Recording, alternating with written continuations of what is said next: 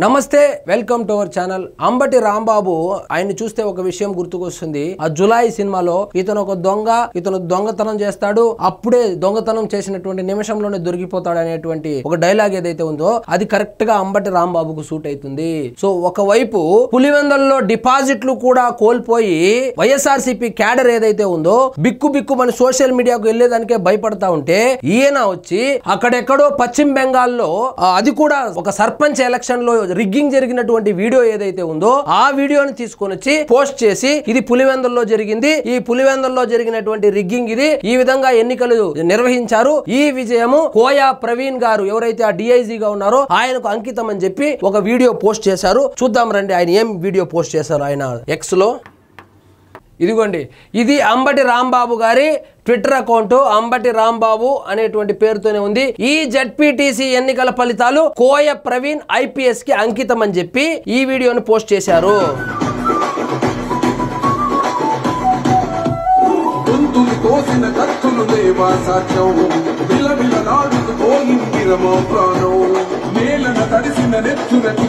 So ఎక్కడో పశ్చిమ బెంగాల్లో రిగ్గింగ్ చేసినటువంటి వీడియోని తీసుకొని వచ్చి దానికి తెలుగుదేశం పార్టీకి సంబంధించినటువంటి ఒక పాటను బ్యాక్గ్రౌండ్ గా పెట్టి ఆయన కోయ ప్రవీణ్ గారిని ట్యాగ్ చేస్తూ ఈ విజయం కోయ ప్రవీణ్ కి అంకితం అని చెప్పి పోస్ట్ చేశారు. ఈ వైఎస్ఆర్సీపీ వాళ్ళు ఇప్పట్లో మారేటట్లేరు. అరే సొంత ఊర్లో, సొంత జిల్లాలో, సొంత నియోజకవర్గంలో, సొంత మండలంలో డిపాజిట్ కోల్పోయాము కదా. ఏ విధంగా డిపాజిట్ కోల్పోయాము? అరే ఇంకొక సంవత్సరంలో మళ్ళీ లోకల్ బాడీ ఎలక్షన్స్ వస్తా ఉన్నాయి, మరి ఆ లోకల్ బాడీ ఎలక్షన్లలో కూడా ఇలాగే వస్తే మన పార్టీ పరిస్థితి ఏందని ఒక ఆత్మ విమర్శ లాంటిది చేసుకోకుండా, చేసిన తప్పులను సరిదిద్దుకునే ప్రయత్నం చేయకుండా లేకి పోస్టులు పెట్టుకుంటూ, అసలు అంబటి రాంబాబు అనేటువంటి మనిషే ఆ సోషల్ మీడియాలో పెట్టే పోస్టులన్నీ లేకి పోస్టులే.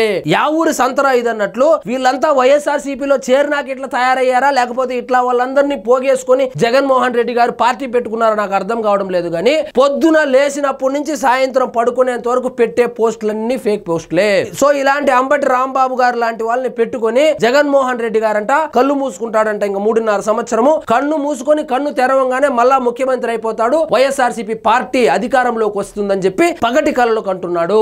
సో అంబటి రాంబాబు గారికి ఇది కొత్త ఏమి కాదు. అదేదో ఒక సోషల్ మీడియాలో యూట్యూబ్ లో ఒక ఛానల్ ఒకటి క్రియేట్ చేసుకున్నాడు. 3 కెమెరాలు కొనుక్కొని ఒక కెమెరామెన్ పెట్టుకొని గుంటూరుకి ఈయన్ని వైఎస్ఆర్సీపీ ఇన్ఛార్జ్ గా వేస్తే, జిల్లా ఇన్ఛార్జ్ గా వేస్తే ఆ నియోజకవర్గ ఇన్ఛార్జీలతో సమన్వయం చేసుకుని కూటమి ప్రభుత్వం చేస్తున్నటువంటి తప్పులు ఏవైతే ఉన్నాయో వాటిని ఎత్తి చూపుతూ ప్రజా సమస్యల మీద పోరాడుతూ వైఎస్ఆర్సీపీ పార్టీకి 10 ఓట్లు వచ్చే పని చేయమని ఆయనకి బాధ్యతలు అప్పగిస్తే ఆ బాధ్యతలు మర్చిపోయి ఒక యూట్యూబర్ అవతారం ఎత్తాడు. 2 కెమెరాలు కొనుక్కొని రోజుకు ఒక వీడియో చేస్తా ఉన్నాడు. రోజుకు ఒక వీడియో చేయడం, అప్లోడ్ చేసుకోవడం. మిగిలిన సమయంలో ఆయనకి ఏదో ఫామ్ హౌస్ ఉంది, అప్పుడు కొనుక్కున్నాడో మరి కబ్జా చేసుకున్నాడో నాకు తెలియదు, కానీ ఒక ఫామ్ హౌస్ అయితే ఉంది, దాంట్లో పోయి వ్యవసాయం చేసుకుంటున్నాడు. సో జగన్మోహన్ రెడ్డి గారు సో డిపాజిట్ కూడా కోల్పోయి చాలా బాధలో ఉన్నప్పుడు ఇలాంటి వీడియోలు పోస్ట్ చేసి వీళ్ళు నిజంగా వైఎస్ఆర్సీపీ కార్యకర్తలకు ఏం మెసేజ్ ఇస్తా ఉన్నారో మనకైతే తెలియడం లేదు. సో నవ్వుల పాలయ్యాడు. నవ్వుల పాలైన తరువాత కూడా కనీసం ఆ పోస్ట్ ని డిలీట్ చేస్తాడంటే ఆ పోస్ట్ ను డిలీట్ చేయకపోగా ఇంకా ఆయన దాన్ని అట్లాగే ఉంచున్నాడు. సో దీనికి సంబంధించి ఆయన మీద కేసు పెట్టాలనేటువంటి యోచనలో ఉన్నట్లు తెలుస్తోంది. దానికి సంబంధించినటువంటి వార్త ఒకటి ఉంది, చూద్దాం రండి. అంబటిపై కేసు మళ్ళీ బుక్ అయిన వైసీపీ నేత. ఈయన మీద ఆల్రెడీ ఒక కేసు పెట్టారు. ఆ కేసు ఏంటంటే జగన్మోహన్ రెడ్డి గారి పర్యటనకి వెళ్ళినప్పుడు ఆ పర్యటనలో విధి నిర్వహణలో ఉన్నటువంటి పోలీసులకు ఆటంకం కల్పిస్తా ఉన్నారని చెప్పి ఆ రోజు ఆ బ్యారికేడ్లు తీసేసి ఒక రౌడీ లాగా, గూండా లాగా పోలీసుల మీద దాడి చేయాలని ప్రయత్నించినటువంటి ఈయన మీద ఒక కేసు అయితే పెట్టారు. దాని తర్వాత ఇప్పుడు డైరెక్ట్ గా కోయ ప్రవీణ్ గారికి అంకితం అంట. ఒక పోలీస్ ఆఫీసర్ ను పట్టుకుని ఒక ఎలక్షన్ రిజల్ట్ ని నీకు అంకితం చేస్తా ఉన్నానని చెప్పి ఎక్కడో పశ్చిమ బెంగాల్లో జరిగినటువంటి రిగ్గింగ్ వీడియోని తీసుకొని ఇది పులివెందులలో జరిగిందని చెప్పి నమ్మించే ప్రయత్నం చేయడం ద్వారా ఒకవైపు ఎన్నికల కమిషన్, అదే విధంగా మరోవైపు కోయ ప్రవీణ్, అదే విధంగా తెలుగుదేశం పార్టీ కూడా ఈయన మీద మరొకసారి కేసు పెట్టాలనేటువంటి ఉద్దేశంలో ఉన్నట్లు తెలుస్తోంది. అదే విధంగా ఎప్పుడెప్పుడు కేసు పెడతారా, ఎప్పుడెప్పుడు లోపలికి వెళ్దామా, ఎప్పుడు మనల్ని జగన్మోహన్ రెడ్డి గారు పరామర్శించడానికి వస్తాడా అని చెప్పి కాసు కూర్చున్నారు ఈ వైఎస్ఆర్సీపీ నాయకులు. ఎందుకంటే ఎప్పుడైతే వల్లభనేని వంశీ అరెస్ట్ అయ్యాడో, వల్లభనేని వంశీ అరెస్ట్ అయ్యి జైల్లో ఉన్న తరువాత వాళ్ళ ఫ్యామిలీని కలిసినటువంటి జగన్మోహన్ రెడ్డి గారు టికెట్ హామీ ఇచ్చినట్లు తెలుస్తా ఉంది. సో జైలుకి వెళ్ళినటువంటి వాళ్ళకందరికీ టికెట్లు ఇస్తాడనేటువంటి ఉద్దేశంతో పోటీలు పడుతా ఉన్నారు. ముఖ్యంగా పోటీలు పడుతా ఉండేది అంబటి రాంబాబు, పేర్ని నాని. సో వీళ్ళు అనుకుంటా ఉన్నారు మనము లోపలికి వెళ్తే జగన్మోహన్ రెడ్డి గారు మన నుంచి పరామర్శిస్తాడు అని చెప్పి. వీళ్ళకి అర్థం కాని విషయం ఏంటంటే పెద్దిరెడ్డి మిథున్ రెడ్డి అరెస్ట్ అయి దాదాపు 15 రోజులు అవుతా ఉంది. అదే విధంగా చెవిరెడ్డి భాస్కర్ రెడ్డి అరెస్ట్ అయి దాదాపు 20 రోజులు అవుతా ఉంది.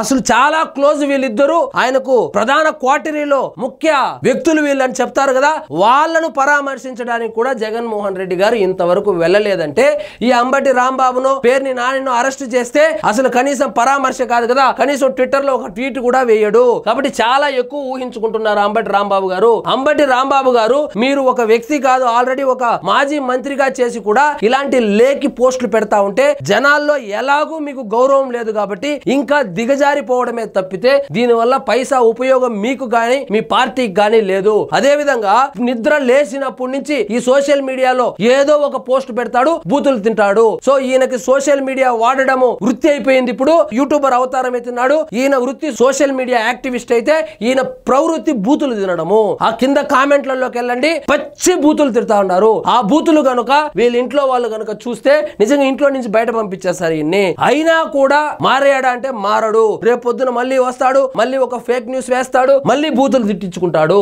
సో ఫైనల్ గా నేనేం చెప్తానంటే ఆల్రెడీ పార్టీ అధపాతాళంలో పడిపోయి ఉంది. మీ వల్ల చేతనైతే 10 ఓట్లు పార్టీకి వచ్చేలాగా ప్రయత్నం చేయాలే గాని ఉండే 10 ఓట్లు పోగొట్టి ఎలాగో ప్రతిపక్ష హోదా కోల్పోయారు.